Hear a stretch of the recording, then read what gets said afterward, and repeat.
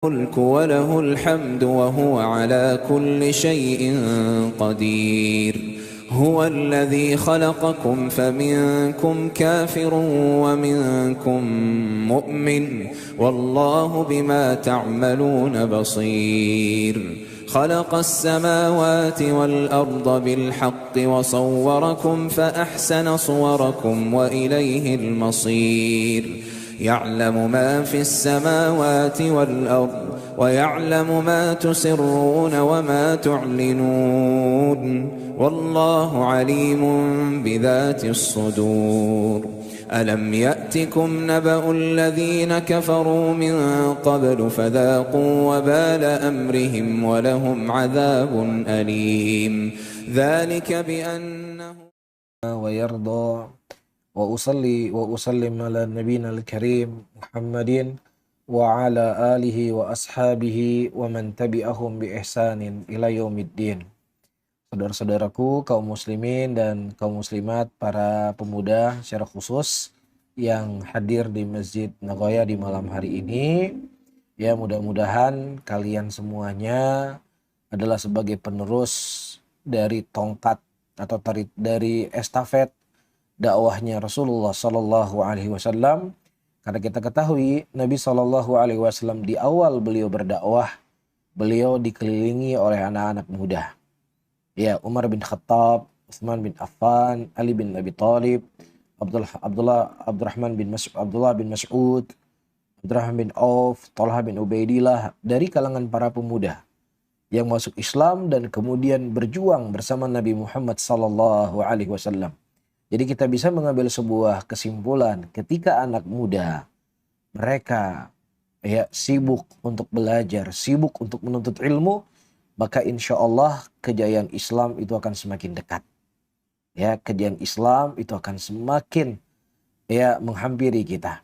Ya, tentunya tidak mengurangi dari orang-orang tua yang mereka Masya Allah istiqomah di dalam sunnah, dalam menuntut ilmu. Maka tentunya kita mengkhabarkan kepada mereka dari hadis yang dikhabarkan oleh Nabi Sallallahu Alaihi Wasallam, sebaik-baik kalian Allah adalah orang yang panjang umurnya dan semakin baik amalannya. Dan tentunya di antara amalan yang paling mulia adalah menuntut ilmu agama.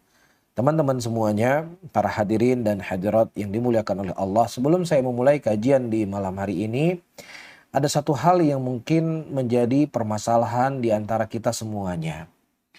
Ya, ada orang-orang yang 5 atau 10 tahun yang lalu, mereka sebagai panitia kajian, bahkan mereka berada di shaf yang paling terdepan di dalam setiap majelis ilmu. Tetapi mereka sekarang sudah menghilang dari majelis ilmu. Ya, dan mungkin itu tidak hanya didapatkan di tempat A, ataukah di tempat B, dan ini mungkin merata dari setiap tempat. Nah, kita khawatir jangan sampai hari ini kita duduk di majelis ilmu, kita menjadi panitia kajian, kita berada di shaf yang paling terdepan, dan kemudian kita dengan buku kita, dengan kitab kita, dengan pulpen kita menyimak, mendengar kajian, yang kemudian setelah 5 atau 10 tahun kita menghilang dari majelis ilmu. Ya, nah ini jangan sampai terjadi pada diri kita. Nah, apa sebenarnya yang menjadi sebab kondisi dan keadaan seperti ini? Jadi orang yang sudah senior itu hilang dari majelis ilmu. Padahal yang namanya sebuah ibadah, ya ketika dilakukan dengan ikhlas, ya maka dia akan melahirkan ibadah yang lainnya, melahirkan kebaikan yang lainnya. Ya, sebagaimana diibaratkan oleh para ulama, ya, seseorang ketika dia merasakan bagaimana manisnya ilmu, merasakan bagaimana indahnya ilmu, itu diibaratkan seperti seseorang yang memiliki sebuah toko yang kemudian dia melihat perkembangan dari tokonya, dia buka cabang yang kedua. Ya, setelah cabang yang kedua dia buka cabang yang ketiga. Dari cabang yang ketiga dia membuka cabang yang keempat. Yang keempat dia membuka cabang yang kelima. Dia tidak akan pernah berhenti. Kenapa? Karena dia mendapatkan manfaat. Dia mendapatkan keasyikan. Terhibur dia dengan usaha yang dia usahakan itu berhasil maju dan maju dan maju. Nah, seharusnya pada ilmu agama yang itu kembali kepada hati manusia, bukan kembali kepada dompetnya, bukan kembali kepada saldonya, bukan kembali kepada dunianya, tapi kembali kepada hati yang seharusnya semakin lama dia belajar, semakin lama dia menuntut ilmu, maka semakin cinta dia dengan ilmu dan semakin takut dia jauh daripada majelis ilmu. Ya, ini seharusnya. Kenapa? Karena dia tahu bagaimana manfaatnya ilmu pada dirinya, dia mengetahui bagaimana keutamaan ilmu yang dia dapatkan, dia mengetahui bagaimana perubahan yang terjadi pada dirinya. Tapi kemudian dia meninggalkan majelis ilmu. Dan ini diantaranya banyak sebab para hadirin, dan saya ingin fokus dengan satu sebab. Di antara sebabnya adalah salahnya atau kelirunya di dalam metode belajar dan menuntut ilmu agama. Ya, seperti yang disebutkan oleh Syekh Muqbil rahimahullah, ya, menuntut ilmu itu lebih manis dibandingkan madu, lebih lezat dibandingkan susu. Bahkan lebih lezat dibandingkan seseorang suami mendatangi istrinya di malam hari. Ilmu itu lebih lezat daripada jima. Itu disebutkan oleh Syekh Muqbil rahimahullah ta'ala. Ya, nah kenapa mereka merasakan indahnya ilmu pada diri mereka? Di antara sebabnya para hadirin dan hadirat, ya, benarnya thariqah dan manhaj mereka belajar menuntut ilmu agama. Seseorang ketika dia hanya semangat mempelajari atau menuntut ilmu yang babnya bab tematik, yang sifatnya adalah tidak terlalu terbebani. Ya, dengar, nulis, udah selesai. Pokoknya pengajiannya yang simpel-simpel. Ya, itu terus menerus kajian yang dia dengar. Maka orang-orang yang seperti ini ada baiknya, ada baiknya. Tapi akan ada dari kitab-kitab yang itu menjadi pembahasan di dalam perkara dari dari cabang ilmu. Maka disitulah ba'dallah dia akan merasakan kelezatan dari ilmu itu sendiri. Ya, dia mulai belajar bahasa Arab. Ya, hari ini dia mengenal yang namanya mubtada. Dalam bahasa Arab itu terdiri dari 3. Ya, isim, fiil, dan huruf. Kata kerja, kata benda, atau kata kerja, kata benda, dan juga kata penghubung. Taib. Nah, hari ini dia mempelajari kata kalimat atau kata benda, isim. Nah, isim ini ada tanda-tandanya. Tandanya adalah menerima tanwin, menerima alif wal lam, dan dia bisa diidhofahkan. Ada hal yang baru pada dirinya. Berarti besok kita akan ada pembahasan tentang fiil. Apa saja tanda-tanda fiil? Wah, saya ingin tahu ini. Hari ini saya sudah tahu tentang isim. Besok pelajaran selanjutnya saya ingin tahu tentang fiil. Iya, kemudian besoknya lagi saya ingin tahu tentang apa itu huruf. Apa tanda-tanda huruf? Jadi ada sesuatu yang baru yang membuat dia penasaran untuk terus dia menamatkan satu kitab dari kitab yang lainnya dari bab nahwu misalnya. Baik. Dan begitu juga ketika dia belajar kitab mustalah hadits misalnya. Ya, hari pertama dia mengenal tentang hadis itu ada hadis dhaif, ada hadis sahih, ada hadis yang palsu. Hadis sahih itu definisinya ini, ya, syaratnya ini, ketentuannya seperti ini. Wah, ini seru ini. Ada hal yang baru buat saya. Nah, akan ada pembahasan hadis dhaif nantinya. Wah, saya juga harus tahu apa itu hadis dhaif. Ya, begitu juga ketika dia belajar fikih, dari masalah toharoh, masuk ke kitab sholat, masuk ke kitab puasa, masuk ke kitab zakat, masuk ke kitab haji. Jadi ada sesuatu hal yang baru yang selalu membuat dia penasaran dan dia ingin mengejar yang namanya ilmu tadi. Ya, maka insya Allah siapa saja yang mereka fokus untuk mempelajari kitab yang menjadi kurikulum seseorang dalam belajar dan menuntut ilmu, maka insya Allah orang-orang yang seperti ini tidak akan pernah merasa bosan dan jenuh dalam belajar. Tetapi di dalam perjalanannya dia akan ada kesulitan. Ya, namun di balik kesulitan itu akan banyak kemudahan yang akan dia dapatkan. Nah, berbeda dengan orang-orang yang fokusnya hanya kajian yang sifatnya tematik. Terkadang itu akan ada mudah jenuh dan mudah bosan. Bisa difahami para hadirin dan hadirat. Makanya para ulama kita ya yang ada di Arab Saudi atau ulama-ulama yang lainnya, ketika kita melihat pengajian mereka, yang mereka fokuskan itu adalah pengajian-pengajian kitab. Ya, kitab bahasa Arab, kitab akidah, kitab fikih, kitab tauhid, kitab mustalah, kitab usul fikih. Karena itulah yang akan membentuk seorang penuntut ilmu dan kemudian disitulah dia akan merasakan bagaimana manisnya ilmu itu sendiri. Ya, makanya kita mendapatkan para ulama salaf kita, para hadirin ketika mereka belajar, ketika mereka menuntut ilmu, mereka sadar yang harus mereka korbankan itu nyawa dan nyawa mereka. Tapi mereka siap. Ada di antara mereka minum kencing mereka sendiri. Ada di antara mereka harus memotong kaki mereka. Iya, ada di antara mereka yang sampai kedinginan. Ada di antara mereka menjual atap rumahnya. Ada di antara mereka menjual pintu rumahnya. Ada di antara mereka terkadang hanya punya satu pakaian di badannya. Ya, dan dia terkadang tidak keluar dari rumahnya sehingga orang bertanya, kenapa engkau tidak keluar? Diceritakan dari Imam Bukhari. Imam Bukhari rahimahullah berkata, saya cuma punya baju badan satu di badan saya. Jadi ketika sudah kotor bajunya saya cuci dan saya tidak keluar 1 hari sampai baju saya kering. Nah, pengorbanan yang begitu besar yang mereka dapatkan, kesulitan yang mereka dapatkan dalam belajar, dalam menuntut ilmu, tidak membuat mereka mundur dari belajar karena mereka sudah merasakan manisnya ilmu itu sendiri. Mereka sudah merasakan lezatnya ilmu itu sendiri. Nah, berbeda dengan kita. Kita tidak perlu melakukan perjalanan yang panjang belajar. Kita duduk di masjid yang pakai sofa, yang pakai karpet, pakai ambal, ruangannya ber-AC. Ya, mungkin setelah kajian, ya ada dapur khusus untuk makan-makan. Ya, itu kan belajarnya kita. Ya, itu yang saya lihat waktu saya ke Asakusa, kajian di Jepang. Itu Masya Allah, lantai 3 masjid dapur. Masya Allah, itu makanan penuh di situ. Ada tempenya, ada bakwannya, Masya Allah. Selesai kajian, makan. Istirahat kajian, makan. Masya Allah. Tapi bersama dengan itu, kita cepat bosan belajar, cepat jenuh dalam belajar. Tapi mereka subhanallah, kesulitan demi kesulitan yang mereka rasakan, tetapi tidak membuat mereka mundur dalam belajar. Di antaranya sebabnya mereka sudah merasakan bagaimana manisnya ilmu.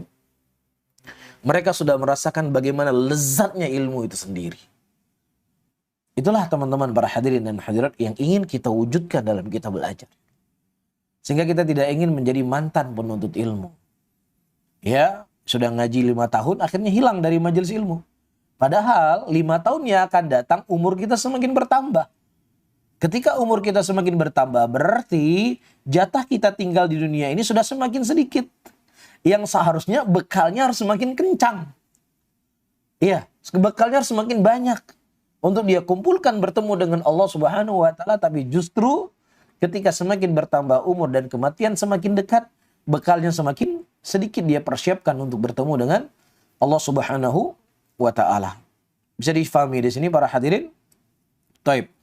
Kemudian, ya, di sini disebutkan, fatalabul ilmi fawaidun kathiratun. Menuntut ilmu itu memiliki faidah yang sangat banyak. Wa fadail adidah, dan keutamaan-keutamaan yang berbilang, maksudnya banyak.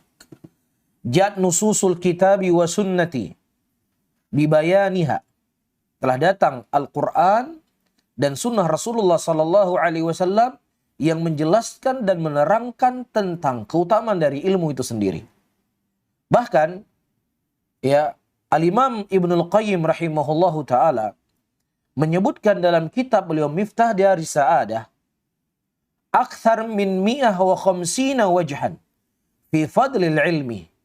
Beliau menyebutkan lebih dari 150 sisi akan kemuliaan dan keutamaan ilmu. Ya, bahkan disebutkan oleh beliau rahimahullahu ta'ala, "Lau lam yakun fil ilmi ilal qurbu min rabbil alamin wal iltihaq bil alamil malaikah wa suhbatil malail a'la lakafa bi syarfan wa fadlan fa kaifa wa izzud dunya wal akhirah manutun bihi masyrutun bi husulihi." Kata Imam Ibnul Qayyim rahimahullahu ta'ala, kalau seandainya ya tidak pada ilmu itu kecuali hanya sebagai bentuk mendekatkan diri kepada Allah, dan kemudian dia itu digabungkan bersama dengan malaikat, ya, maka sudah cukup ilmu itu sebagai kemuliaan dan keutamaan. Ya, ilmu itulah sebuah ibadah. Ilmu itu adalah sesuatu yang membuat dia itu berada satu barisan dengan malaikat. Sudah cukup itu dikatakan sebagai, sudah cukup itu menunjukkan akan mulianya ilmu. Maka bagaimana lagi kondisi kemuliaan dunia dan akhirat itu kembali pada ilmu itu semuanya. Baik, sebagaimana disebutkan Rasulullah sallallahu alaihi wasallam, ad-dunya mal'unah wa mal'una wa ma fiha illa dzikrullah aliman aw muta'alliman. Dunia itu terlaknat dan terlaknat apa yang ada di dalamnya. Kecuali apa? Orang yang mempelajari ilmu dan mengajarkannya. Bahkan Rasulullah mengatakan khairukum man ta'allama al-Qur'ana wa 'allamah. Sebaik-baik kalian adalah orang yang mempelajari ilmu dan mengajarkannya. Subhanallah. Ya, Rasulullah sallallahu alaihi wasallam, nabi kita, manusia yang diturunkan wahyu kepada beliau, manusia yang paling tahu apa yang bermanfaat untuk dunia dan akhirat kita, mengatakan sebaik-baik kalian adalah orang-orang yang mempelajari ilmu dan mengajarkan. Ya, para hadirin dan hadirat yang dimuliakan oleh Allah, ibarah para ulama yang lainnya, mereka mengatakan, cukuplah ilmu dikatakan sesuatu yang mulia ketika orang yang jahil menganggap dirinya sebagai orang yang berilmu. Cukup ilmu itu sebagai kemuliaan. Dia jahil, dia bodoh, dia nggak punya ilmu, mengaku dirinya punya ilmu. Ya, ketika orang bodoh mengaku dirinya punya ilmu, menunjukkan apa? Ilmu itulah sesuatu yang mulia. Orang bodoh pun mengaku dia punya ilmu. Bahkan orang bodoh tidak mau dianggap dia jahil. Dia nggak mau dianggap dia bodoh. Karena apa? Cukuplah sebuah kebodohan itu tercela. Ketika orang yang bodoh nggak mau dinisbatkan dirinya sebagai orang yang bodoh. Bisa difahami di sini? Nah, ketika Allah Subhanahu wa Ta'ala memberikan kepada kita kemudahan untuk belajar, menampakkan kepada kita jalan yang akan mengarahkan kita ke dalam surganya Allah, maka tentunya ini merupakan sebuah mangkobah yang sangat mulia. Ya, ini merupakan sebuah kenikmatan yang sangat besar. Ya, karena orang-orang hanya sekedar untuk mendapatkan hiburan. Ya, dia harus bergadang untuk mencari tiket konser yang harganya jutaan. Untuk apa sebenarnya? Untuk mencari kebahagiaan. Untuk mencari kesenangan. Jadi sebenarnya neraka itu mahal. Ya, masuk neraka itu mahal, sulit. Dan kalau seandainya pun dia mendapatkan kenikmatannya itu nggak abadi. Ya, kenikmatan itu hanya sekedar ketika sedang jingkrak-jingkrak, sedang joget-joget. Ya, ketika dia mendengar konser, dia pulang ke rumahnya. Ketika temannya sudah tidak ada lagi bersamanya. Ya, disitulah kemudian dia merasakan kesempian dan kesempitan. Jangankan orang yang menikmati, ya penyanyi yang bernyanyi di atas panggung, penyanyinya sendiri banyak bunuh diri. Kan banyak penyanyi bunuh diri, padahal dia menghibur orang. Dia membuat orang senang, bunuh diri. Kalau nggak bunuh diri, terkadang overdosis, makan narkoba, mengkonsumsi narkoba. Kenapa? Karena stres, ingin menghibur dirinya. Subhanallah. Allah Subhanahu wa Ta'ala memberikan kepada kita kemudahan, memberikan kepada kita kenikmatan. Jalan menuju surga, kita nggak perlu beli tiket untuk hadir di majelis ilmu. Nggak perlu mengeluarkan biaya yang banyak untuk hadir di majelis ilmu. Kemudian ketenangan yang didapatkan oleh orang-orang yang belajar menuntut ilmu. Sampai-sampai disebutkan oleh sebagian para ulama salaf, di antaranya Abdullah bin Mubarak dan yang lainnya. Kalau seandainya raja dan anak-anak raja tersebut mengetahui bagaimana ketenangan yang dirasakan oleh seorang penuntut ilmu, maka niscaya mereka akan mengangkat pedang-pedang mereka karena cemburu kepada para penuntut ilmu. Karena ketenangan itu tidak bisa mereka rasakan. Ketika mereka berada di istana mereka sementara hati mereka kosong, Tapi para penuntut ilmu, mereka merasakan ketenangan, merasakan kesejukan, merasakan kebahagiaan dan kelapangan walaupun terkadang yang dia makan, terkadang hanya makanan yang cukup menegakkan tulang punggungnya. Terkadang dia hanya tidur di kasur yang tipis. Ternukilkan dari sebagian para ulama salaf, para hadirin dan hadirat yang dimuliakan oleh Allah. Ketika mereka mendapatkan gurunya pergi safar, ya, yang biasanya mereka makan sekedarnya cukup hanya menegakkan tulang punggungnya. Ya, akhirnya mereka karena kekosongan waktu, ya beberapa waktu mereka ambil untuk membeli ikan. Ya karena jarang makan ikan. Ya ketika mereka mendengar bahwasanya guru mereka sudah kembali, akhirnya mereka kembali duduk di majelis ilmu dan mereka lupa ikan yang baru mereka beli, yang sudah mereka beli dalam keadaan mereka jarang makan ikan. Karena saking asyiknya mereka duduk di majelis ilmu, lezatnya dan tenangnya mereka ketika bersimpuh depan guru mereka, baru setelahnya ingat ada ikan yang mereka sudah beli, ternyata ikannya sudah mulai membusuk, akhirnya tetap mereka makan.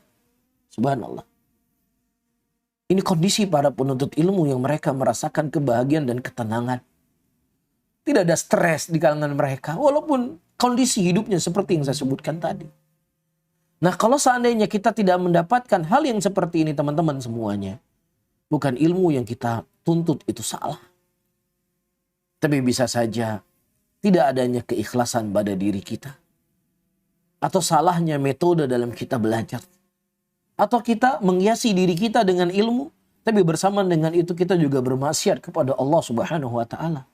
Sehingga kelezatan ilmu itu terkadang tidak bisa terpatri dalam hati dan kolbu kita. Bisa difahami ya?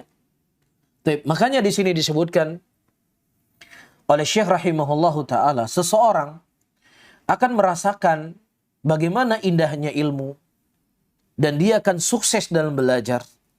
Maka ada manhaj, ada metode yang harus dia jaga. Di antaranya adalah ikhlasun niyati wa islahul tawiyah fi talabil ilm. Ya, benarnya niat dan tujuan ketika dia belajar dan menuntut ilmu. Kullu amalin la ikhlasa fihi ya famasiruhu az-zawal wa adamil barakah. Setiap amalan yang tidak ada keikhlasan padanya, maka amalan itu sebanyak apapun akan berjalan ya, dan kemudian dia hilang dan tidak ada keberkahan padanya. Ya, sebagaimana disebutkan oleh Imam Rabi bin Khaytham rahimahullah, setiap segala sesuatu yang tidak diinginkan wajahnya Allah Subhanahu wa taala, maka dia akan mudah untuk sirna. Jadi ini poin tambahan dari apa yang kita sebutkan tadi di awal. Kenapa kita cepat bosan dalam belajar? Kenapa kita cepat jenuh dalam menuntut ilmu? Kenapa kita cepat boring dalam belajar? Ya, pertama kurangnya keikhlasan dalam kita belajar. Kurangnya terpatri tujuan kita adalah mengharapkan wajah Allah Subhanahu wa taala. Maka ketika dia punya masalah sedikit, apakah dengan gurunya, apakah dengan temannya, atau apapun masalah, ya dia akan mudah sekali meninggalkan ilmu. Dia mudah sekali meninggalkan majelis ilmu. Karena apa? Karena dia belajar menuntut ilmu karena ada teman akrabnya. Dia juga belajar di situ. Ya udahlah, saya nggak ada teman, mendingan belajar ke situ juga. Nanti saya bisa bertemu dengan teman saya. Nah, ketika dia sedang bermasalah dengan teman yang dia tujuannya untuk menuntut ilmu karena temannya tadi, akhirnya dia meninggalkan ilmu. Tapi kalau seandainya seseorang belajar menuntut ilmu karena Allah, Allah yang memerintahkan saya untuk belajar. Dengan ilmu saya akan mengenal pencipta saya. Dengan ilmu saya akan lebih dekat dengan zat yang menciptakan saya. Sehingga apapun masalah-masalah yang terjadi di dalam hal saya menuntut ilmu, itu nggak ada hubungan sama saya sama sekali dengan masalah-masalah tadi. Selama apa yang saya pelajari inilah sesuatu yang dicintai oleh Allah Subhanahu wa taala. Maka disebutkan oleh Syekh di sini, wal ikhlasu syadidun 'alan nufus. Ya, bahwasannya ikhlas itu adalah sesuatu yang memang berat di dalam hati. Ya, sebagaimana dikatakan ayu syai'in asyaddu 'alan nafs. Apa sesuatu yang paling berat dalam hati? Qala al-ikhlas. Sesuatu yang paling berat dalam hati itu adalah keikhlasan. Berat. Tapi kalaupun itu berat, teman-teman semuanya harus kita lalui. Nggak mungkin nggak kita lalui. Antum sekarang, para hadirin, yang sedang bekerja atau belajar di Jepang.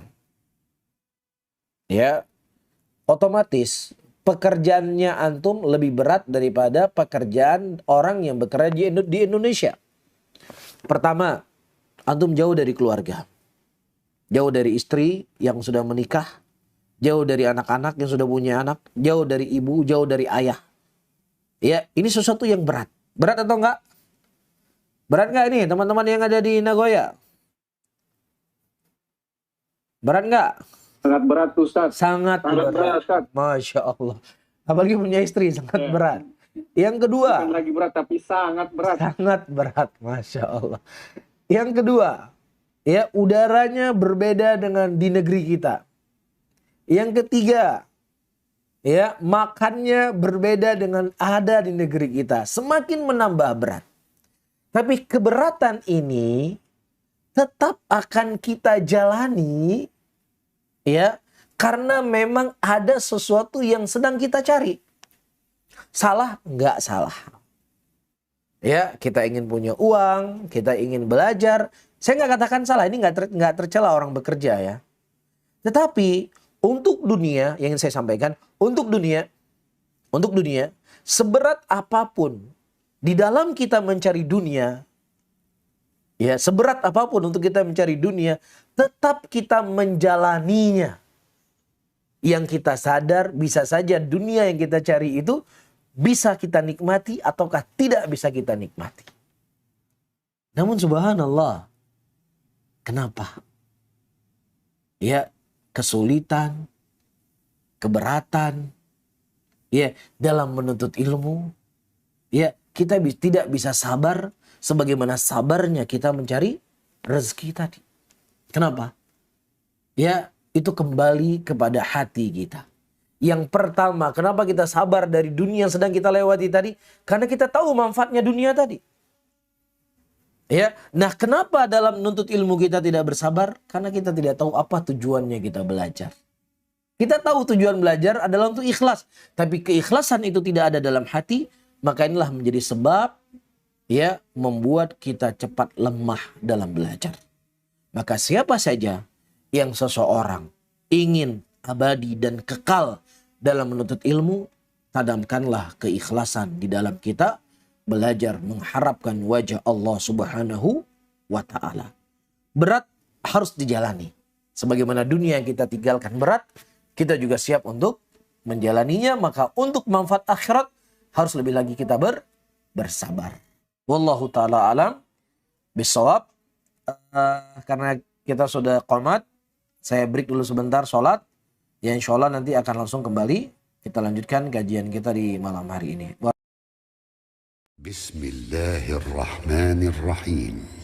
يسبح لله ما في السماوات وما في الأرض له الملك وله الحمد وهو على كل شيء قدير هو الذي خلقكم فمنكم كافر ومنكم مؤمن والله بما تعملون بصير خلق السماوات والأرض بالحق وصوركم فأحسن صوركم وإليه المصير يعلم ما في السماوات والأرض ويعلم ما تسرون وما تعلنون والله عليم بذات الصدور ألم يأتكم نبأ الذين كفروا من قبل فذاقوا وبال أمرهم ولهم عذاب أليم ذلك بأنه كانت تأتيهم رسلهم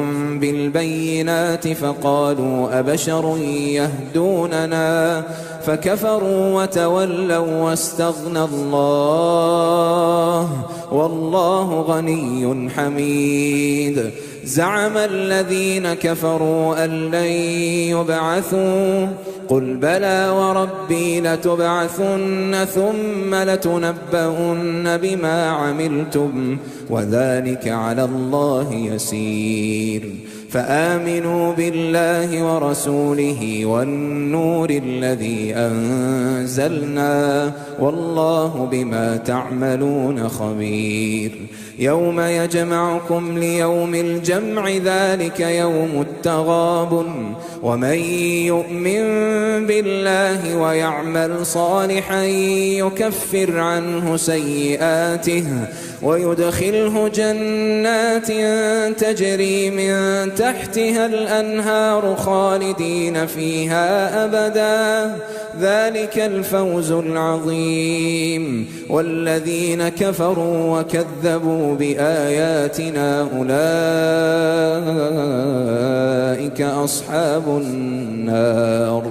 أولئك أصحاب النار خالدين فيها وبئس المصير ما أصاب من مصيبة إلا بإذن الله ومن يؤمن بالله يهد قلبه والله بكل شيء عليم وأطيعوا الله وأطيعوا الرسول فإن توليتم فإنما على رسولنا البلاغ المبين الله لا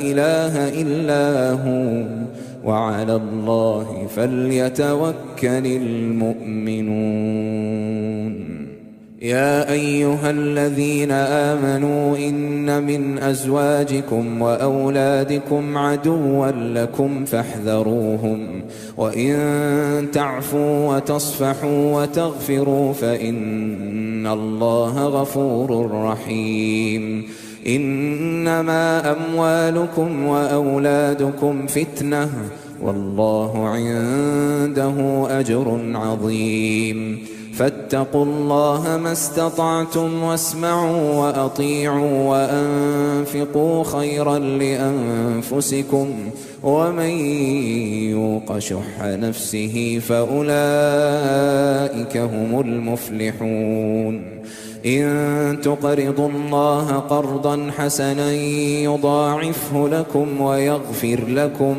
والله شكور حليم عالم الغيب والشهادة العزيز الحكيم بسم الله الرحمن الرحيم يسبح لله ما في السماوات وما في الأرض له الملك وله الحمد وهو على كل شيء قدير هو الذي خلقكم فمنكم كافر ومنكم مؤمن والله بما تعملون بصير خلق السماوات والأرض بالحق وصوركم فأحسن صوركم وإليه المصير يعلم ما في السماوات والأرض ويعلم ما تسرون وما تعلنون والله عليم بذات الصدور ألم يأتكم نبأ الذين كفروا من قبل فذاقوا وبال أمرهم ولهم عذاب أليم ذلك بأنه كانت تأتيهم رسلهم بالبينات فقالوا أبشر يهدوننا فكفروا وتولوا واستغنى الله والله غني حميد زعم الذين كفروا أن لن يبعثوا قل بلى وربي لتبعثن ثم لتنبؤن بما عملتم وذلك على الله يسير فآمنوا بالله ورسوله والنور الذي أنزلنا والله بما تعملون خبير يوم يجمعكم ليوم الجمع ذلك يوم التغابن ومن يؤمن بالله ويعمل صالحا يكفر عنه سيئاته ويدخله جنات تجري من تحتها الأنهار خالدين فيها أبدا ذلك الفوز العظيم والذين كفروا وكذبوا بآياتنا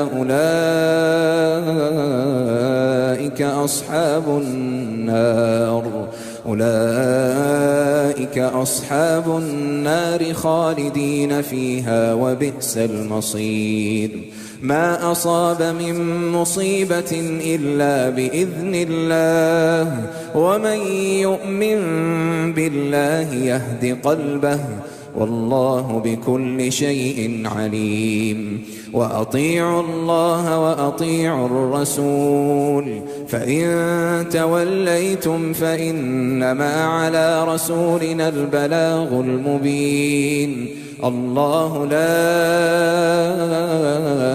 إله إلا هو وعلى الله فليتوكل المؤمنون يا أيها الذين آمنوا إن من أزواجكم وأولادكم عدوا لكم فاحذروهم وإن تعفوا وتصفحوا وتغفروا فإن الله غفور رحيم إنما أموالكم وأولادكم فتنة والله عنده أجر عظيم فاتقوا الله ما استطعتم واسمعوا وأطيعوا وأنفقوا خيرا لأنفسكم ومن يوق شح نفسه فأولئك هم المفلحون إن تقرضوا الله قرضا حسنا يضاعفه لكم ويغفر لكم والله شكور حليم عالم الغيب والشهادة العزيز الحكيم بسم الله الرحمن الرحيم يسبح لله ما في السماوات وما في الأرض له الملك وله الحمد وهو على كل شيء قدير هو الذي خلقكم فمنكم كافر ومنكم مؤمن والله بما تعملون بصير خلق السماوات والأرض بالحق وصوركم فأحسن صوركم وإليه المصير يعلم ما في السماوات والأرض ويعلم ما تسرون وما تعلنون والله عليم بذات الصدور ألم يأتكم نبأ الذين كفروا من قبل فذاقوا وبال أمرهم ولهم عذاب أليم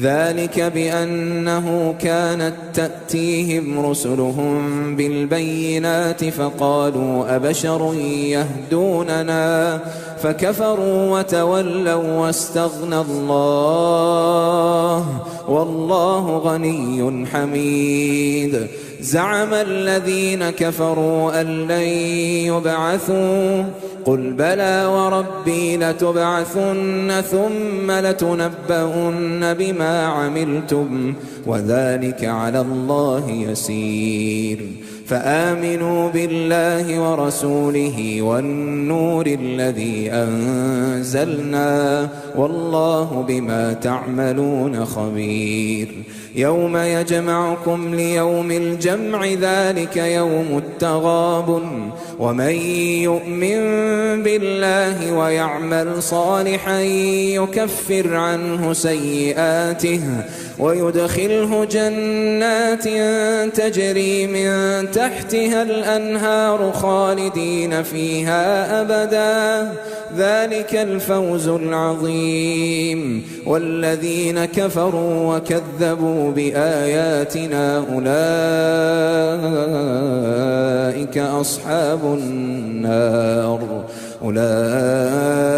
أصحاب النار خالدين فيها وبئس المصير ما أصاب من مصيبة إلا بإذن الله ومن يؤمن بالله يهد قلبه والله بكل شيء عليم وأطيعوا الله وأطيعوا الرسول فإن توليتم فإنما على رسولنا البلاغ المبين الله لا إله إلا هو وعلى الله فليتوكل المؤمنون يا أيها الذين آمنوا إن من أزواجكم وأولادكم عدوا لكم فاحذروهم وإن تعفوا وتصفحوا وتغفروا فإن الله غفور رحيم إنما أموالكم وأولادكم فتنة والله عنده أجر عظيم فاتقوا الله ما استطعتم واسمعوا وأطيعوا وأنفقوا خيرا لأنفسكم ومن يوق شح نفسه فأولئك هم المفلحون إن تقرضوا الله قرضا حسنا يضاعفه لكم ويغفر لكم والله شكور حليم عالم الغيب والشهادة العزيز الحكيم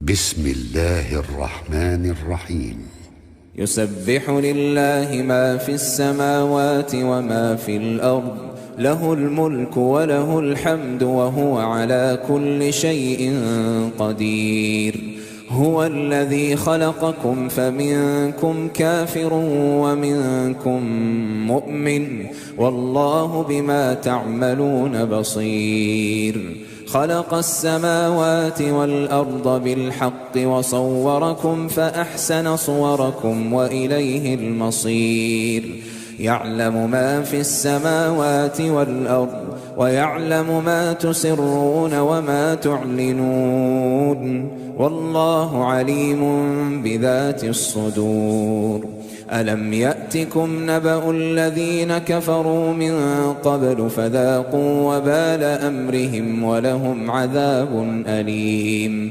ذلك بأنه كانت تأتيهم رسلهم بالبينات فقالوا أبشر يهدوننا فكفروا وتولوا واستغنى الله والله غني حميد زعم الذين كفروا أن لن يبعثوا قل بلى وربي لتبعثن ثم لتنبؤن بما عملتم وذلك على الله يسير فآمنوا بالله ورسوله والنور الذي أنزلنا والله بما تعملون خبير يوم يجمعكم ليوم الجمع ذلك يوم التغابن ومن يؤمن بالله ويعمل صالحا يكفر عنه سيئاته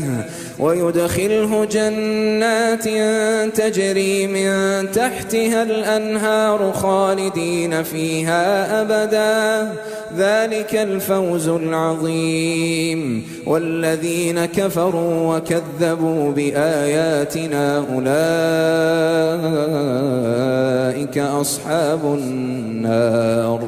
أولئك أصحاب النار خالدين فيها وبئس المصير ما أصاب من مصيبة إلا بإذن الله ومن يؤمن بالله يهد قلبه والله بكل شيء عليم وأطيعوا الله وأطيعوا الرسول فإن توليتم فإنما على رسولنا البلاغ المبين الله لا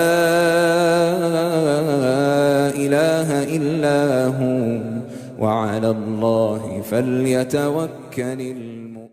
Bismillahirrahmanirrahim. Alhamdulillah hamdan katsira thayyiban mubarakan fih mubarakan alaih kama yuhibbu rabbuna wa yarda wa usalli wa usallim ala nabiyyina al-karim Muhammadin wa ala alihi wa ashabihi wa man tabi'ahum bi ihsanin ila yaumiddin. Baik, para hadirin dan hadirat rahimani wa rahimakumullah, teman-teman semuanya. Jadi kita telah sebutkan pada poin yang pertama, ya, yang harus dibekali oleh seorang talibul ilm adalah ya ikhlas dalam dia belajar. Maka seberat apapun ujian dan cobaan yang dia dapatkan dalam dia menuntut ilmu, ketika dibarengi dengan keikhlasan, maka insya Allah dia akan siap untuk menghadapi beban tersebut. Namun, kalau seandainya tidak ada keikhlasan ya di dalam dia belajar dan dia menuntut ilmu, maka ya dia tidak akan abadi dalam ilmu ini. Dia tidak akan abadi dalam keistiqomahan. Maka siapa yang mereka tidak bisa bersabar untuk meniti jalan menuju ke istiqomah, maka kita khawatir dia juga tidak akan bisa ya mudah untuk melewati yang namanya sirat nanti kelak di yaumul qiyamah. Nas'alullaha salamata wal afiyah. Kemudian para hadirin dan hadirat, poin yang kedua, talabul ilmi alal ulama'ir rasikhin. Kita menuntut ilmu kepada para ulama yang dalam akan ilmunya. Nah, kalau seandainya kita tidak mendapatkan ulama untuk kita belajar dengan mereka, maka setidaknya kita belajar dengan orang yang sudah pernah belajar dengan ulama. Kalau seandainya pun kita tidak pernah belajar dengan orang yang pernah belajar dengan ulama, setidaknya kita belajar dengan orang yang pernah belajar dengan para ulama. Intinya, ilmu yang kita tuntut itu harus memiliki sandaran, harus memiliki sanadnya. Ya minimal sanad guru, walaupun kita tidak punya sanad di dalam hadis, dalam periwayatan dari guru kita. Tapi setidaknya guru yang kita ambil ilmu darinya itu jelas di mana dia mengambil ilmu. Karena ini adalah poin yang sangat penting. Karena kecintaan seseorang kepada ilmu, ya, kecintaan seseorang kepada kebaikan, ketika dia salah dalam memilih guru, maka kebaikan yang dia harapkan justru sebaliknya yang dia dapatkan adalah kejelekan itu sendiri. Makanya Salman Al-Farisi radhiyallahu ta'ala anhu, sebagaimana riwayat yang telah kita maklumi, yang sering kita mendengar, bahwasanya Salman Al-Farisi ketika beliau berguru dengan seorang pendeta, maka hal yang beliau tanyakan ketika pendeta itu akan wafat, siapa yang aku bisa ambil ilmunya setelah meninggalnya engkau? Ya, maka pendeta tersebut mengatakan, datangilah si fulan karena sesungguhnya dia berjalan seperti jalannya aku. Sampai akhir pendeta yang dia datangi, yang kemudian pendeta tersebut berkata, sudah tidak ada satupun lagi pendeta yang berjalan seperti jalannya kami. Ya, maka datangilah sebuah negeri yang banyak bebatuan dan pohon kurma, di sana akan ada nabi yang diutus oleh Allah di akhir zaman. Subhanallah, Salman Al-Farisi akhirnya bertemu dengan Nabi Muhammad SAW. Kebaikan yang diharapkan oleh Salman Al-Farisi, jalan yang beliau tempuh juga adalah kebaikan, sehingga beliau mendapatkan kebaikan itu sendiri. Tapi kalau seandainya seseorang berharap kepada kebaikan, mencintai kebaikan, tetapi jalan untuk mendapatkan kebaikan tersebut dengan cara yang salah, maka kesalahan yang akan dia dapatkan, dan bentuk dari kesalahan itu adalah apa? Ya, salah dalam dia memilih guru. Maka disebutkan oleh Syekh di sini rahimahullahu taala, min ahamil umuri allati yanbaghi al-inayata biha fi talab al-ilmi ayutlaba min ahlihi al-alimin al-amilin al-fuqaha ar-rasikhin. Qala Khalid bin Kharrash rahimahullah, qultu li Malik awsini, qala alayka bi taqwallah wa talabul ilmi inda ahlihi. Ya, dari perkara-perkara yang seseorang harus ya konsen di dalam dia menuntut ilmu adalah menuntut ilmu dari ahlinya. Dari ulama-ulama yang mereka mengamalkan ilmunya. Dan juga dari para fuqaha yang dalam akan ilmunya. Bahkan disebutkan oleh Khalid bin Kharrash rahimahullahu ta'ala, aku berkata kepada Malik, berikan wasiat kepada saya. Kemudian Imam Malik berkata, bertakwalah engkau kepada Allah subhanahu wa ta'ala dan belajarlah ilmu dari ahlinya. Jadi orang yang kita mengambil ilmu, teman-teman semuanya, bukan hanya sekedar banyaknya viewers di YouTube. Orang yang kita ambil ilmunya bukan hanya sekedar bagus dalam dia berorasi. Bukan hanya sekedar bagus dalam dia menyusun kalimat.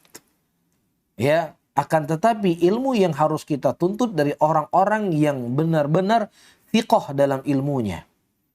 Ya, karena di sana ada orang-orang yang Masya Allah sangat terkenal, populer, ya, enak mendengar ketika dia menjelaskan sesuatu dan lain sebagainya. Ya, maka terkadang orang-orang seperti inilah yang akan menyesatkan kita dari jalan Allah Subhanahu wa taala. Ya, ketika ditanya sesuatu hal yang sudah prinsip dalam agama, apakah nanti orang-orang kafir kalau mati mereka masuk neraka juga? Ya, apakah hanya orang Islam yang masuk dalam surga saja? Ya, akhirnya dia mutar sana, mutar sini, mutar sana, mutar sini. Ya, akhirnya dia berkata bahwasannya, ya kita tidak, hanya Allah yang tahu siapakah dia masuk neraka ataukah tidak. Itu semuanya adalah hak prerogatifnya Allah. Allah yang lebih paham, paling mengerti, lebih a'lam. Dia masuk surga ataukah masuk neraka. Nah, bagi orang-orang awam yang hanya sekedar melihat dari sisi retorika, hanya sekedar melihat dari ketenaran, hanya melihat dari sisi viewer, akan menganggap bahwasanya orang yang seperti ini sangat bijak. Ya, ceramahnya itu menyejukkan. Ceramahnya itu penuh dengan toleransi. Ceramahnya penuh dengan persaudaraan. Subhanallah. Ya. Nah, kalimat-kalimat yang seperti ini para hadirin, kita sepakat. Kita sepakat bahwasannya Allah Subhanahu wa taala yang mengetahui segala sesuatunya. Itu hal yang kita sepakati. Tidak ada perselisihan satupun di antara kita semuanya atau orang-orang yang menyelisih kita dalam bab yang lainnya, ya, akan alimnya Allah. Allah mengetahui segala sesuatunya. Tetapi Mas, Allah Subhanahu wa taala masalahnya telah menjelaskan kepada kita dalam Al-Qur'an. Allah yang lebih tahu, Rasul yang lebih tahu, iya. Ya, masalahnya saya ulangi kembali, Allah telah menjelaskan dalam Al-Qur'an. Apa yang Allah Subhanahu wa taala jelaskan dalam Al-Qur'an? Innal ladzina kafaru min ahlil kitab wal musyrikina fi nari jahannama khalidina fiha ulaika hum syarrul bariyah. Sesungguhnya orang-orang kafir dari kalangan ahlul kitab dan juga orang-orang musyrikin, mereka berada dalam neraka dan mereka kekal selama-lamanya. Allah yang mengatakan, kamu tadi mengatakan Allah yang lebih tahu. Nah, kalau seandainya benar ke pengakuan kamu bahwasanya Allah yang lebih tahu, dengar apa yang telah Allah Subhanahu wa taala khabarkan dalam Al-Qur'an, siapa saja yang mereka mati dalam keadaan tidak beriman kepada Allah, tidak beriman kepada Rasulullah sallallahu alaihi wasallam, dari kalangan Yahud, dari kalangan Nasara, dari kalangan musyrikin, mereka berada dalam neraka. Ya, dan begitu juga Allah Subhanahu wa taala menyebutkan dalam surat Ali Imran ayat ke-116, innal ladzina kafaru lan tughniya anhum amwaluhum wala auladuhum minallah syai'a wa ulaika ashabun nar hum fiha khalidun. Sesungguhnya orang-orang kafir tidaklah mencukupi harta mereka dan anak-anak yang mereka miliki dari azabnya Allah Subhanahu wa taala sedikit pun. Dan mereka adalah penghuni neraka dan mereka kekal dalam neraka selama-lamanya. Ya, inilah zat yang Maha tahu. Allah Rabbul Alamin mengkhabarkan kepada kita bahwasannya orang-orang kafir itu berada dalam neraka. Maka jangan sampai kesemangatan seseorang dalam menuntut ilmu, ya, kecintaan dia kepada ilmu, tetapi salah jalan dia mencari guru dalam dia belajar, maka bukan kebaikan yang akan dia dapatkan, justru kesesatan yang akan menghampiri dirinya. Kemudian para hadirin dan hadirat yang dimuliakan oleh Allah Subhanahu wa taala, yang ketiga di antara kesuksesan dan keberhasilan seseorang dalam menuntut ilmu, seseorang menuntut ilmu itu dari kecilnya. Dari masa mudanya.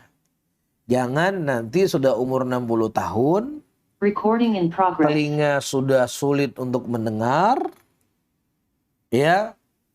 begitu juga mata sudah mulai kabur. Ketika masjidnya tidak ada lift, tidak ada eskalator, cuma naik tangga, waduh, saya sudah nggak sanggup naik tangga. Ini lutut saya sakit.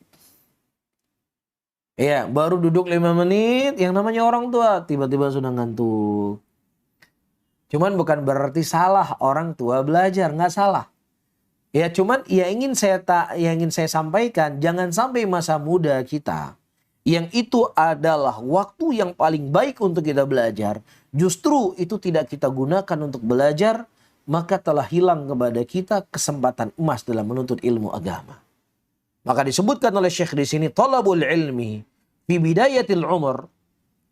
Menuntut ilmu itulah di awal umurnya seseorang, yaitu umur masa muda. Wa afdalu min talabihi fi zamani syaibah. Qala Abu Bakar Al-Hafidh rahimahullah, at-tafaqquh fi zaman syabibah.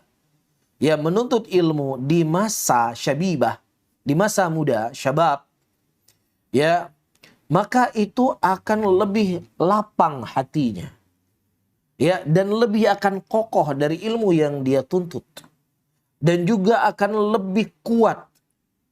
Dan dia akan lebih mengambil manfaat dan keberkahan. Apabila orang tersebut diberikan oleh Allah Subhanahu wa taala taufik tentunya. Makanya seperti yang saya sebutkan tadi, para hadirin dan hadirat, orang-orang yang mereka mewariskan ilmu setelah meninggal Nabi Muhammad SAW adalah anak-anak muda. Yang mereka di zaman Nabi SAW belajar dengan Rasulullah. Abdullah bin Umar, Abdullah bin Abbas, Abu Hurairah radhiyallahu taala anhu, dan yang lainnya dari kalangan para sahabat, begitu juga dari kalangan wanita, Aisyah radhiyallahu taala anha. Di masa muda mereka belajar, di masa muda mereka menuntut ilmu, sehingga ilmu yang mereka miliki itu lebih kokoh. Bahkan disebutkan oleh Imam Hasan Al-Basri rahimahullah, menuntut ilmu di masa kecil itu seperti seseorang yang mengukir di atas batu. Sulit mengukir di atas batu, sulit, berat. Yang seharusnya dia hari ini senang-senang, yang harusnya hari ini dia dengan konser A, konser B, yang hari ini seharusnya dia mall-mall, nggak ada urusan sama belajar, nggak ada urusan dengan ibadah. Tapi dia meninggal kesenangan-kesenangan anak muda tersebut, dia duduk di majelis ilmu, kesulitan yang didapatkan. Tetapi ketika dia mendapatkan ilmu dengan kesulitan tersebut, maka keabadian ilmu itu juga akan semakin kokoh pada dirinya. Sebagaimana disebutkan oleh Imam Hasan Al-Basri. Saya ulangi kembali, menuntut ilmu di masa muda itu sama seperti seseorang mengukir di atas batu. Bahkan disebutkan oleh Alqamah rahimahullahu ta'ala, ma hafidtu wa ana syabun faka'anni anzur ilaihi fi qirtasin aw riqatin. Ma hafidtu, tidaklah aku melihat, tidaklah aku menghafal dalam keadaan aku itu masih muda, seakan-akan aku melihat di kertas. Faham? Jadi ketika beliau menghafal sesuatu hafalan, setelah beliau menghafal, seakan-akan ketika beliau menyampaikan kembali hafalannya beliau itu seperti melihat kertas, lancar. Nggak tersendak-sendak. Karena apa? Karena akalnya itu masih kuat. Tenaganya masih kuat, fisiknya masih kuat. Tapi kalau orang yang sudah berumur 60 tahun, saya ulangi kembali, nggak salah ya orang belajar, silakan belajar. Cuma yang ingin saya katakan, jangan sampai masa muda kita sia-siakan. Nanti kalau kita belajarnya sudah umur 60 tahun, belajar bahasa Arab. Bapak-bapak, ibu-ibu, hafal mufrodat ya. 1 hari 5 mufrodat. Baitun, rumah, masjidun, masjid, qalamun, pulpen. Ya, kursiyun, kursi, sikinun, pisau. Ya, hafal dia hari ini. Besok ketika ditanya apa kolam bahasa apa pulpen bahasa Arabnya, lupa udah. Padahal baru dihafal kemarin. Namun dia dapat pahala. Dia akan dapat pahala dari ilmu yang dia tuntut. Cuman sudah sulit untuk dia menghafal. Tapi anak muda, ya, maka insya Allah ilmu itu akan lebih berbekas pada dirinya. Ya, bahkan disebutkan para hadirin rahimani wa rahimakumullah. Ya, aku mendengar dari Qatadah rahimahullahu taala. Ya, dan tidaklah aku mendengar darinya seakan-akan maktubun fi sadri. Ya, tidaklah aku melihat sesuatu dari Qatadah seakan-akan tertulis. Begitu kuat hafalannya. Ya, dia tidak lupa dari ilmu yang telah dia pelajari. Nah, wallahu taala alam bisawab rahimani rahimakumullah. Karena saya ada Zoom lagi jam 9. Insya Allah pembahasan ini belum selesai. Dan insya Allah mungkin kalau memang ada kesempatan bulan depan kita akan sambung kembali tentang ya metode atau dari bab yang kita bahas di malam hari ini.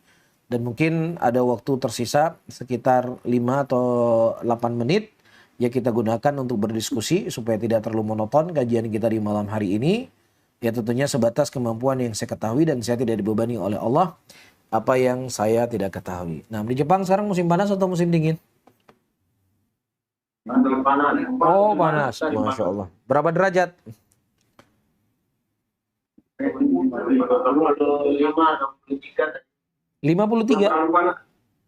23, 25. Oh, 23, 25. Oh, Masya Allah. Masih sedang lah. Oh, Masya Allah. Khair. Nah, silakan mungkin ada yang mau disampaikan atau ditanyakan.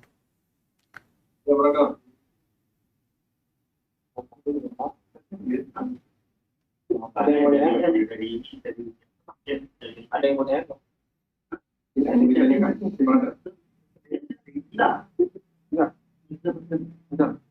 Bisa di atau di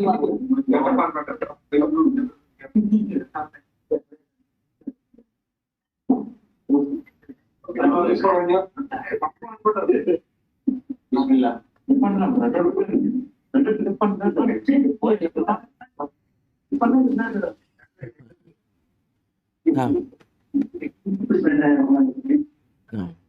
Recording in progress.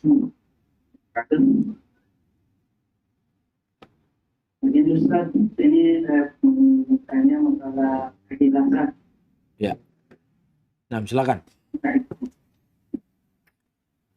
Tapi ini keikhlasannya tentang bersedekah. Iya. Contoh seperti ini. Saya sudah nyiapkan dari rumah. Recording stopped. Ini bersedekah. Ya. Tapi begitu sampai di masjid, saya sedekah 5.000. Ya. Karena dilihat oleh orang. Yang kedua, sebaliknya. Dari rumah saya sudah niatkan mau bersedekah 5.000. Tapi begitu sampai di masjid, yang saya sedekahkan cuma 1.000. Ya. Nah, terus yang ketiga, dari rumah saya sudah niatkan bersedekah 5.000 dan sampai masjid pun saya sedekahkan 5.000.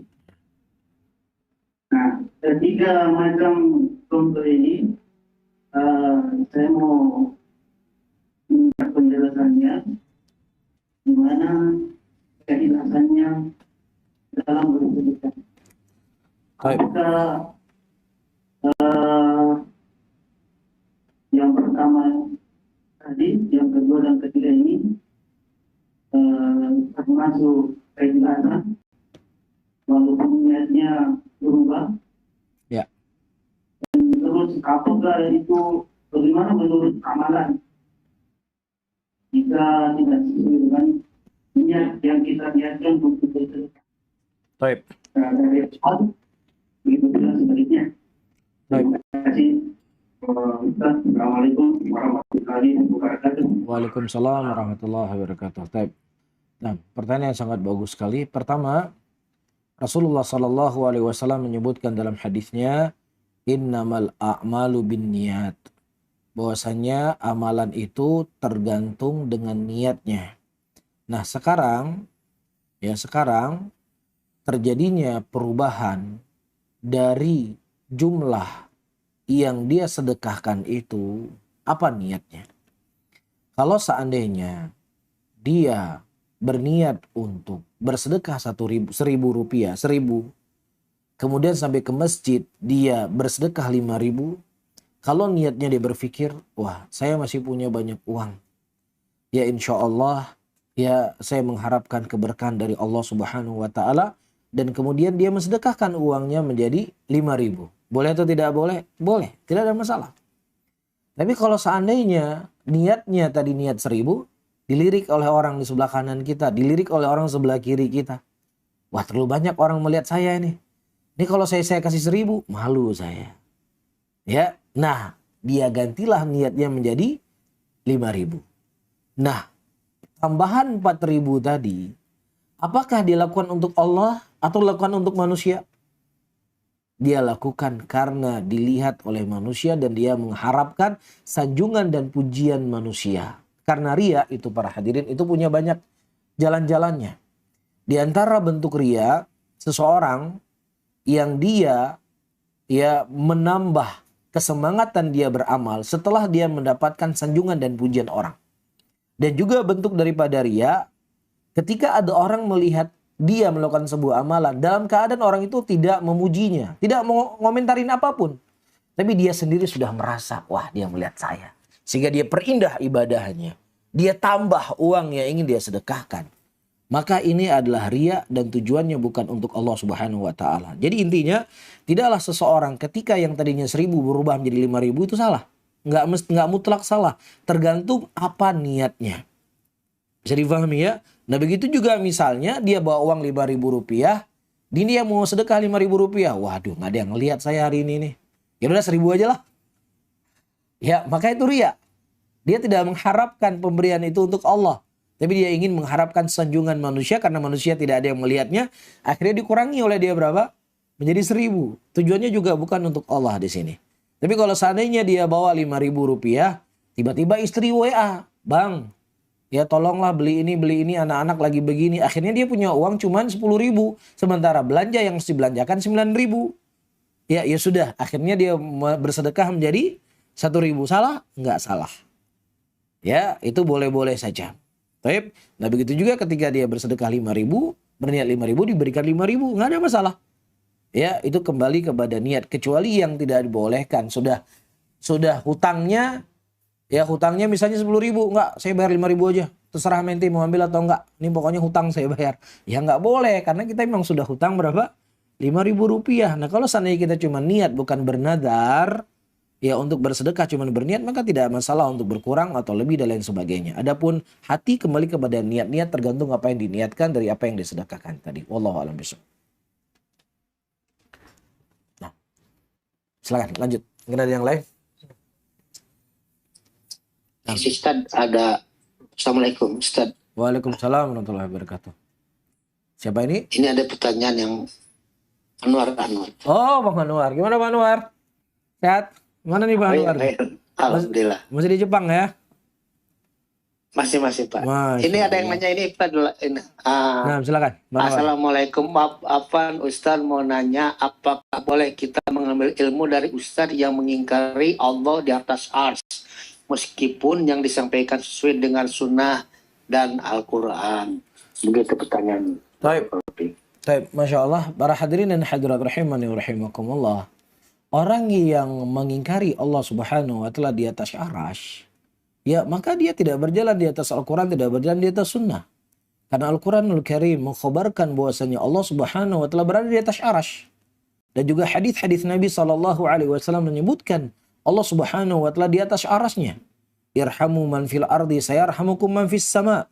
rahmatilah siapa yang ada di muka bumi ini, maka niscaya siapa yang ada di langit akan merahmatimu. Dan hadis-hadis yang semisal dengan ini sangat banyak sekali.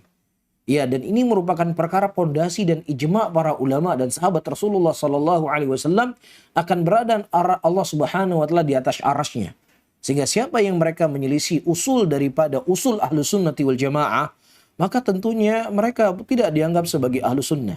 Sementara kita diajarkan oleh para ulama kita mengambil ilmu dari orang-orang yang mereka memiliki akidah yang lurus, manhaj yang lurus, yang sesuai dengan jalannya Rasulullah Sallallahu Alaihi Wasallam dan para sahabatnya. Jadi ucapannya sendiri yang dia mengatakan Allah Subhanahu Wa Taala mengingkari Allah berada di atas arasy, maka itu adalah pengingkaran kepada Al-Quran dan Sunnah itu sendiri. Bahkan kalau kita membaca ucapan-ucapan para ulama tentang orang-orang yang mengingkari tentang Allah di atas arasy, itu ucapannya itu sangat keras. Ya, bahkan disebutkan tidak dikubur di kuburan muslimin. Sampai disebutkan demikian keras dan tegasnya para ulama menyikapi orang-orang yang mengingkari Allah Subhanahu Wa Taala di atas arasy-Nya. Wallahu a'lam bishawab. Ada yang lain? Masih ada waktu, Ustaz? Nah, boleh. 2 menit lagi. Biar nanti kita sambung langsung ke kajian Zoom setelahnya. Barakallahu fiik, Ustaz. Wa ahsanallahu ilaikum. Nah, ini siapa ini? Syams, Ustaz. Oh, Masya Allah. Di mana Syam? Di Jepang juga? Atau di Indonesia? Di Jepang juga, Ustaz. Nah, Masya Allah. Hayakallah. Silakan. Tadi Ustaz sempat menyinggung tentang yang tadinya semangat menuntut ilmu, lalu kemudian ya beberapa tahun, 5 tahun kemudian yang tadi Ustaz sebutkan, kemudian menghilang dari majelis ilmu. Nah, Masya Allah. Nah, terkait dalam hal ini, ya kadang Ustaz ya, mengenal dakwah sunnah ini di usia yang sudah tidak muda lagi.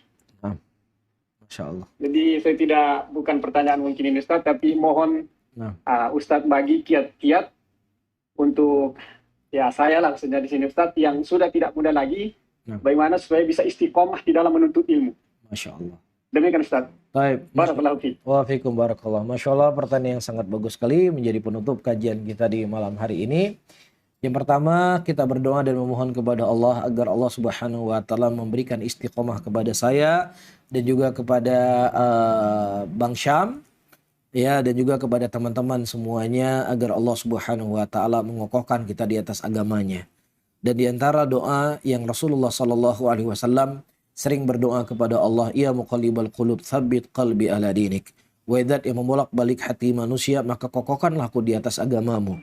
Seseorang jangan mengandalkan kecerdasannya, jangan mengandalkan kepintarannya, jangan mengandalkan kerajinannya, jangan mengandalkan dekatnya dengan banyak guru, dengan banyak ustadz atau lain sebagainya. Tapi seorang beriman, dia selalu mengandalkan kepada Allah Subhanahu Wa Taala.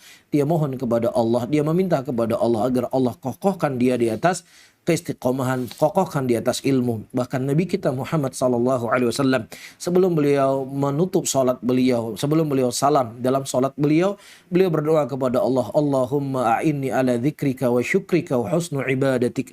Ya Allah, bantulah aku ya Allah untuk bisa menyebut namamu, berzikir kepadamu dan beribadah dengan baik kepadamu. Ini menunjukkan kepada kita semuanya Rasul, manusia yang paling semangat beribadah, semangat untuk berbuat kebajikan, tapi beliau tidak putus untuk berdoa kepada Allah Subhanahu Wa Taala agar dibantu oleh Allah Rabbul Alamin. Kemudian yang kedua, ya, kepada saudara saya yang bertanya, ya, bukanlah sebuah hal yang tercela, ya, ketika seseorang dia menuntut ilmu di masa tuanya. Justru Rasulullah Sallallahu Alaihi Wasallam menyebutkan hadis yang saya sebutkan tadi, orang yang paling terbaik adalah orang yang semakin bertambah umurnya, maka semakin bertambah ketaatan dia kepada Allah Subhanahu Wa Taala. Sehingga ini merupakan fursah dan ya kebaikan dan rahmatnya Allah, dan itulah yang terbaik kepada kita karena Allah memberikan hidayah kepada kita sekarang ini. Bukan Allah tidak adil kepada kita, tapi Allah yang Maha tahu kapan hidayah itu diberikan kepada kita. Maka oleh karena itu kita jaga dengan terus kita belajar, terus kita menuntut ilmu, menjadi teman yang soleh, menjadi teman yang baik. Ya, kita biasakan menghidupkan ilmu di rumah kita dengan istri dan anak-anak kita. Ya, maka ini insya Allah akan memberikan semangat, memberikan motivasi, memberikan dorongan agar kita bisa selalu istiqomah di dalam belajar. Dan mulailah belajar dengan tadarruj. Ya, tadarut seperti yang saya sebutkan tadi, dia belajar bahasa Arab, ya dari kitab yang paling mendasar, dia belajar kitab akidah dari kitab yang paling mendasar, dia belajar kitab tauhid dari kitab yang paling mendasar, dia belajar kitab fikih dari kitab yang paling mendasar. Kalaupun seandainya dia tidak mendapatkan guru yang dia bertalaki dengannya, walhamdulillah ustadz-ustadz kita, guru-guru kita, sangat banyak kajiannya di YouTube dari pembahasan kitab-kitab para ulama, maka ada hak kitab setiap hari kita mendengar ceramah-ceramah tersebut yang mudah-mudahan itu semakin menambah kecintaan kita kepada ilmu dan tentunya semakin memudahkan kita untuk bisa istiqomah di jalan Allah Subhanahu wa taala. Wallahu taala alam bisawab. Barakallahu fikum wa jazakumullahu khairan. Mungkin itu dari saya. Ya, mohon maaf atas segala kekurangannya. Insyaallah kita ketemu pada kajian selanjutnya. Barakallahu fikum. Jazakallahu khair Ustaz. Barakallahu fiik. Waalaikumsalam warahmatullahi. Dari teman-teman Allah kajian saja jadi dilakukan sekali ntar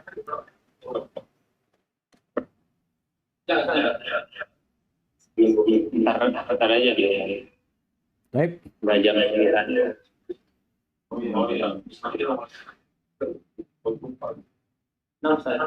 Baik, kita tutup ya. Baik, subhanallah bihamdika asyhadu an la ilaha illa anta astaghfiruka wa atubu ilaih. Wassalamualaikum warahmatullahi wabarakatuh. Dakwah yang kita ambil itu membutuhkan apa? Ta'awun bersama. Sabarin dulu ya. Jadi dakwah itu tanpa ada kalian tidak ada berarti. Cuman ada ustadz saja. Ada menyediakan mic, ada menyediakan apapun, kan ada, akan berjalan dengan baik. Tetapi ketika masing-masing berjalan dengan apa yang dia mau, maka insya Allah kita semua mendapatkan andil di hadapan Allah Subhanahu wa ta'ala. Jelas ya? Jadi yang berdakwah, antum misalnya nggak menyampaikan ilmu di majelis seperti ustadz-ustadz yang menyampaikan. Tapi ketika antum berta'awud, bekerja sama, ya, walaupun pekerjaannya cuma hal-hal yang mudah, insya Allah apa? Mendapatkan keutamaan yang sama. Alhamdulillah kita di Aceh sudah punya media-media dalam berdakwah. Ya, dan alhamdulillah banyak sekali manfaat yang didapatkan oleh muslimin dari media-media tersebut. Butuh ta'awun dari kita bersama. Agar bagaimana media-media yang sudah ada ini semakin baik dan semakin bisa dirasakan manfaatnya oleh saudara-saudara kita muslimin. Jadi siapa yang ikut membantu dan lain sebagainya dari media-media tersebut, insya Allah dia akan mendapatkan kebaikan yang sama seperti para pendakwah. InsyaAllah ta'ala ini akan menjadi pahala jariah untuk kita apabila setiap kajian yang di-live-kan melalui media Sunnah Aceh ini didengar oleh manusia dan menjadi sebab orang lain mendapatkan hidayah karenanya, maka pahala jariah tersebut akan tetap mengalir kepada siapa saja yang telah menjadi sebab tersebarnya ilmu agama melalui media ini walaupun di antara kita telah meninggal dunia.